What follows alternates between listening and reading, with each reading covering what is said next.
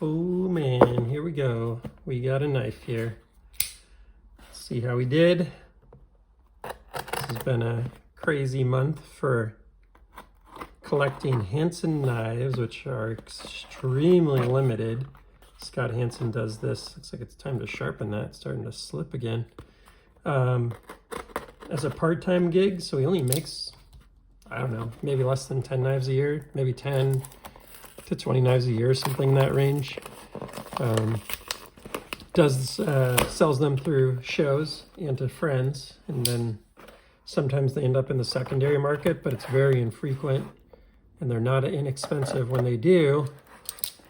And there are 3 models that were particularly interested to me. I think they may have made a few others, but these are his 3 main models that he sells.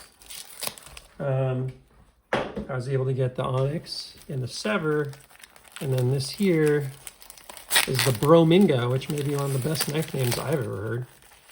But let's see what we got.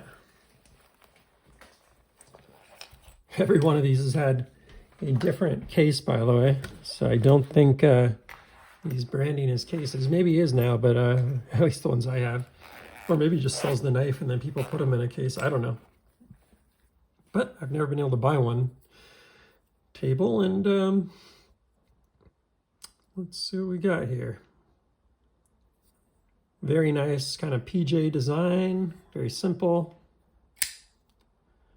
And it did the job of deployment. Now this one's got some use on it. The other 2 that I got were very, very top-notch condition. This one's, you know, a little more scratched up, a little more used, carried, and so on, which is kind of cool because maybe I can actually carry it. But yeah, just like the other ones, great action. Can you front flip this little guy? I don't think so. Just trying to see if I can get in there. And just like the other ones, great action. Now the rollout's not quite as good on this one, but man, the detent's a little stronger and a little more consistent. So trade-offs. You can see there's a little scratch here, but nice hand rubbed satin blade with a little hollow grind on there. I'm trying to decide if I think this one is on bearings or washers. And this is one of the things with his knives, you can barely tell, which to me is a great attribute. Curious if we've got good lockup here. We do. No lock rock or anything. Everything feels really good on this.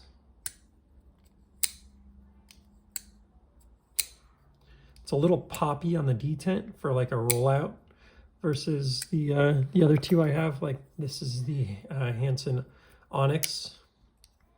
This one's a little poppier than the Sever. The Sever is just about one of the easiest kind of rollouts I've ever felt here. As you can see, these 2 are both a little fancier, Damascus blades versus this one's, you know, more of a PJ style.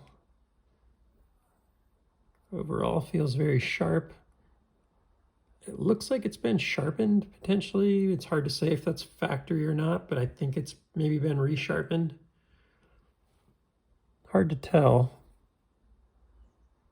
Hard to tell. You know, these are custom knives, so might be able to tell better if I... Yeah, interesting. There's actually like a slight recurve here in the blade, which is interesting. Got a little, looks like Mokuti maybe. There's no certificate of authenticity on this one, so it's hard to say, but maybe a Mokuti based on this guy right here is a Mokuti. I don't think it's circa, but maybe. On the backspacer and on the pocket clip. So that's the trifecta. You've got the Hansen Bromingo, the Onyx, and the Sever. Pretty hard group to assemble, frankly. Very hard to come by any of these on sale. And yeah, not inexpensive. Now I didn't spend $5,000 or $10,000 on these things, but $1,000 to $2,500 range, as you might expect, kind of looking at them and understanding the rarity. And yeah, they're really good.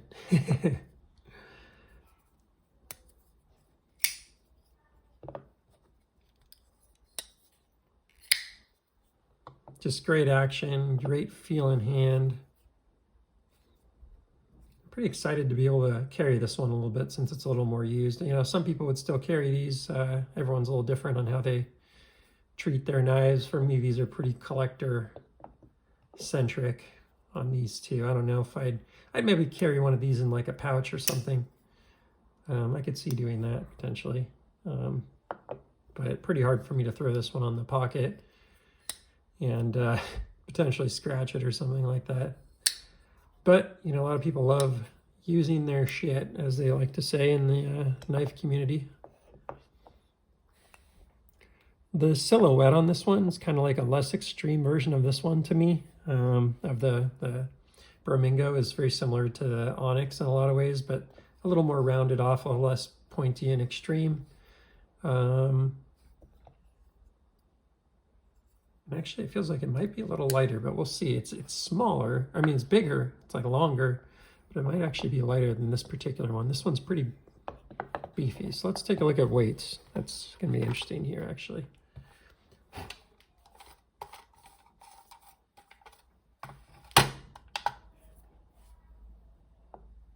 So this one, I believe, is 4 1/4. The Sever, I think, with the micarta and the liners is like 4.15, 4.10. It's probably right in there. 4.05. So 4.05 ounces. Looks like it's about 3 1/4 cutting edge here. Let's get a quick measurement on this Bromingo.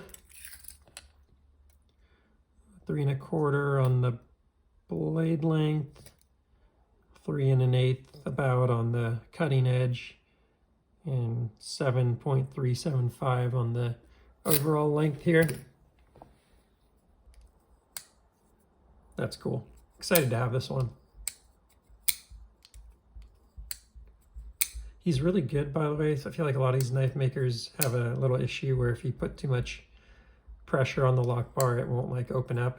He's pretty darn good at avoiding that. I've noticed across his knives, it's a little smoother.